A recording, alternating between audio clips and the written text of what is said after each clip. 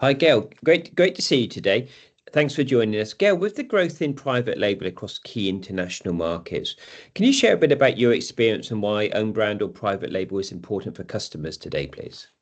Yeah, nice to see you, Mark, and good to have a chat this morning. So I think own brand is really important for customers.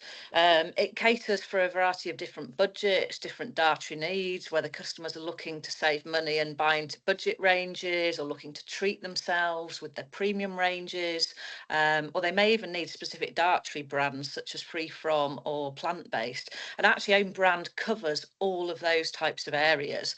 It provides good quality, great value alternatives to the leading brand. So certainly within the UK market, products such as baked beans, tomato ketchup, probably 3 times cheaper than the leading brand. And as customers are looking to save money, they're great ways that will help them save a few pennies. Also really allows the retailer to differentiate and drive innovation, and provide really good reasons for customers to choose that retailer versus another one because of the types of products that they have on their shelves. So really, really important part of the UK market. Fantastic, Gail. That's great. And the reason to shop really resonates in today's market. Using private label as a lever to bring customers in really does resonate. I love the comments there about giving customers more choice, particularly topical at the moment. And great quality and leading value, I think, is something that resonates with all of us as consumers. Thank you so much. So, following on the same theme, what are some of the key trends influencing the market at the moment? What are you seeing, Gail? So there's probably 4 key macrocultural trends that the market's seeing at the moment. Just to give a quick shout out to the food people who supply a lot of trends information to the UK retailers and to the food manufacturers, and provide a lot of this info. So 4 key trends that are starting to be seen are, there's one around be happy. So it's very much around foods that stimulate your senses. When times are hard, people need moments of joy, of indulgence, and you're seeing really premium quality products out there that do that, whether it's nostalgic puddings which reminds you of your childhood, or oversized sort of donuts, cookies, top brownies. Not for every day, but they're products that you look at, make you smile, and really stimulate all of your senses as you eat those products.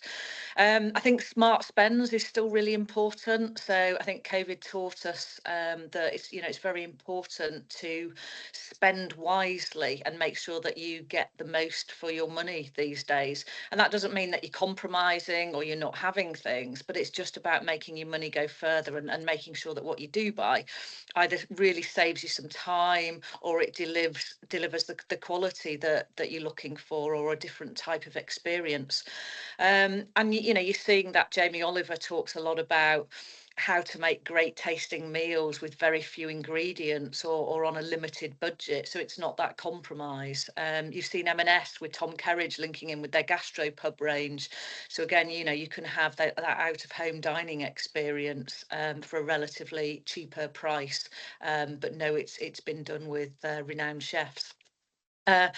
Honesty and transparency in food production becomes more and more important, and that whole sort of sustainability agenda, whether that's regenerative farming, eating less meat but eating better quality meat in terms of how it's sourced, higher welfare standards, locally produced, reducing that sort of carbon footprint.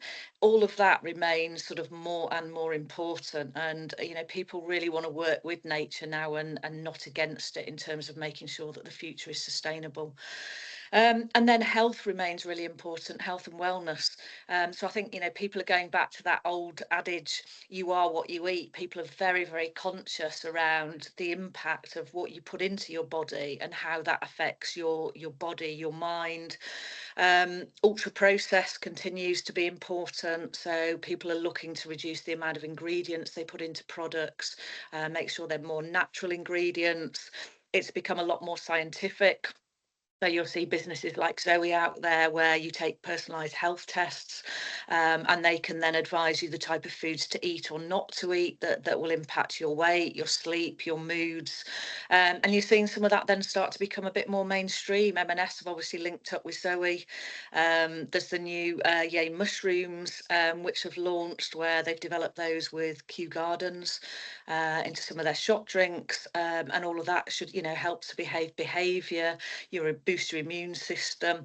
So I think, those are still the four key trends that continue to evolve, will impact the food and drink market that we're seeing at the moment. Fantastic. Some great insights there, Gail. Thank you very much. And I think personally, seeing in the market where the retailers are innovating under private label, moving into that fresh territory, but are getting the endorsements or the accreditations from people like Zoe or people like you. I think that's really interesting in that space now, as we're seeing that combination there to build customer trust, but get people to try products that are at that cutting edge of food, and food with functionality continues to be really exciting. Great insights. Thank you. So I think what we're seeing in the market is a bit of a change in awareness from the supply base now, where people are seeing the growth in private label and saying, I want a piece of that cake, so to speak. I want to be able to supply some of that private label and bring the advantages of that volume and efficiencies into my factory to help lower some of my overheads, particularly in today's times. So what would be two or three of the key expectations on a supplier that's looking to supply own brand based on some of your experiences?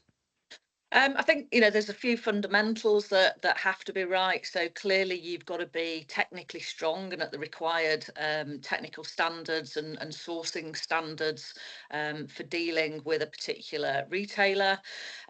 You've got to make sure that you've got sufficient capability and capacity to supply. That may sound fairly basic, but you have to deliver to the demands of the end consumer at the end of the day. And if they're used to buying a product, they want to buy it consistently from you.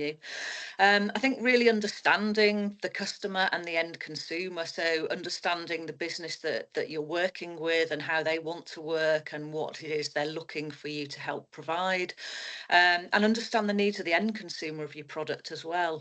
That helps to keep you on the front foot and look to either innovate or to understand the market that you're operating in and where you may need to evolve, just to make sure that you remain relevant for the future. Yeah, fantastic, Gail. And I think I think what I really like there is that if you get your business up to the standards to supply the retailer, the technical improvements you get, the awareness of cost efficiencies, ultimately it helps both businesses become stronger if you can position yourself as a potentially strategic supplier as opposed to just being in for a short-term contract and in and out, where then it becomes a real challenge. But great insights as always, Gail. Thank you very much. Thank you, Mark. Thank you.